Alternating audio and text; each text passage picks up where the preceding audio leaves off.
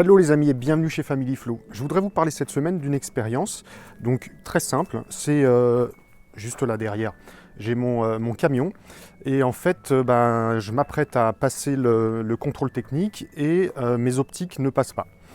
Tout simplement parce qu'elles sont vétustes, elles ont été abîmées par apparemment c'est la lune qui les esquinte, c'est du polycarbonate je crois. Et donc j'ai été voir un garagiste qui fait du repolissage d'optiques et qui me dit bah là vos optiques sont trop abîmées, on n'arrivera pas à les rattraper et donc voilà il faut les changer. Je lui pose la question combien ça coûte. 400 balles pour les changer, donc j'étais un peu dégoûté, j'ai essayé de trouver des solutions, je dis mais vous pouvez pas quand même essayer de les poncer et puis on va voir. Ouais mais le problème c'est que ça va vous coûter 100 ou 150 € parce qu'on va y passer du temps et on n'est pas sûr du résultat. Donc j'étais un peu deg, mais c'est pas grave, je me suis pas démonté et je me suis dit bah tiens je vais tenter l'expérience. Et je vais vous montrer le résultat, franchement. Bon, je vous montre déjà la première optique, parce que j'en ai fait une sur les deux. La première qui est irrattrapable, soi-disant. Donc voilà, on le voit, c'est celle-là. Donc effectivement, le polycarbonate est tout craqué. Et puis ben voilà quoi. Là en tout cas, ça passe pas du tout au contrôle quoi. Puis en plus, la luminosité des ampoules est amoindrie. Et donc je vais vous montrer après 1 heure de ponçage avec maintes et maintes petits grains. Voilà ce que j'ai réussi à faire. Le truc, il est comme neuf. Là, je peux vous montrer de près. Hein. Je suis vraiment super content du résultat. Donc effectivement, ça m'a pris 1 heure. Je vais faire la deuxième et j'aurais tout simplement gagné 400 balles. Quoi. En tout cas, je n'aurais pas dépensé 400 €. Je voulais vous partager ça. Donc tout simplement, il ne faut pas rester sur l'avis des autres et se faire son propre avis, sa propre expérience, parce que le résultat est que j'ai réussi. J'ai réussi. Et donc là maintenant, ça va, quoi, du moins je pense que ça va passer au contrôle. On va voir. On va faire la deuxième optique ensemble. Je vais vous expliquer comment j'ai fait. C'est un truc tout simple. Hein. Je pars du grain de 600, je descends 1000, 2000, 3000 et puis je finis avec une pâte de lustrage et ça fait le job quoi. Donc allez, c'est parti, on essaye.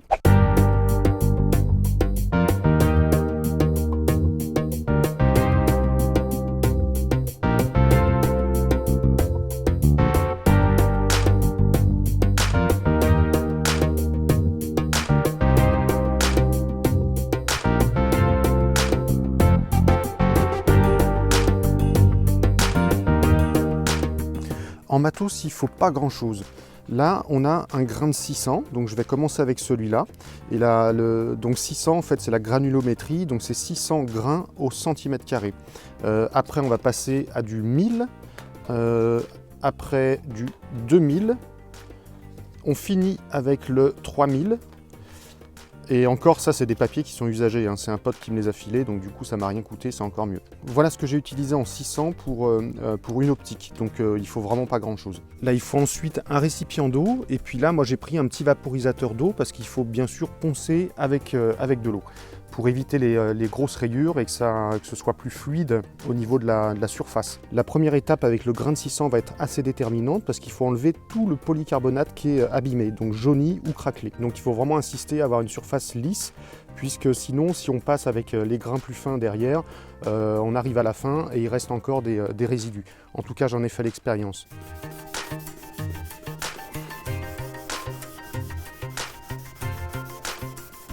Là, je commence avec le grain de 600 et on voit effectivement qu'il y a plein de résidus qui tombent, donc c'est tout ce qui est jauni ou craquelé.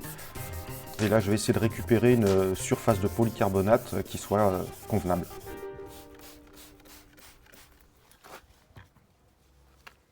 Je fais un premier rinçage et là, je vais vérifier en fait que j'ai bien enlevé tout ce qui déconne.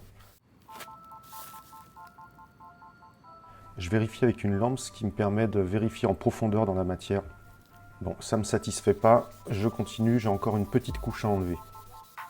Ce que je peux conseiller, pour les gens qui ne sont pas délicats, c'est-à-dire les gros bourrins, c'est de protéger le tour de l'optique avec du scotch, puisque si les abrasifs dérapent sur la carrosserie, schrac, c'est catastrophe.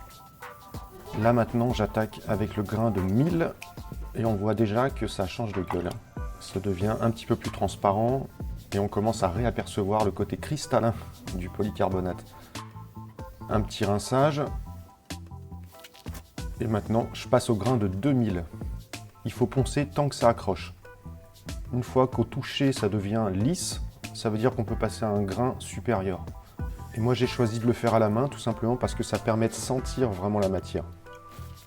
J'aurais très bien pu utiliser une machine, mais bon, là, c'était pas forcément nécessaire. Et puis, c'est bien pour prouver aussi qu'on peut faire les choses à la main et prendre le temps aussi de le faire et de le sentir.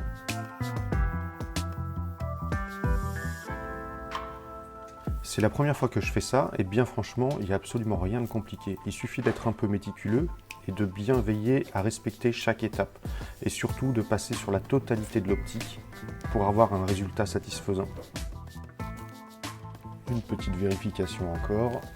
Là, ça prend forme. Allez, je passe au grain de 3000, le dernier grain. Et donc là, on sent vraiment que ça devient très très lisse. Comme on dit, c'est hyper satisfaisant.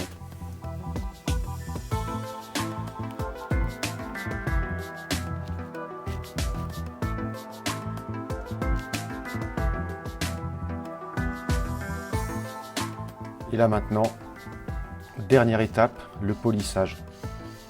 Donc le polissage, on peut le faire avec plusieurs choses. Si vous n'avez pas de crème à polir, on peut tout simplement utiliser du dentifrice, ça fait très très bien le job, ou du bicarbonate, ça marche aussi très bien. Donc là, moi j'avais un tout petit peu de crème à polir, donc du coup j'en profite. J'aurais très bien pu le faire à la main aussi, mais bon là c'est pour gagner un petit peu de temps. Et là on voit très bien que hop, ça redevient hyper clair et scintillant. Eh, pousse-toi connard, on voit rien là. Ah, oups, pardon. Waouh, là c'est la classe. Bon, bah je crois que c'est reparti pour 10 ans. Peut-être pas, mais en tout cas, bon. Ça le fait.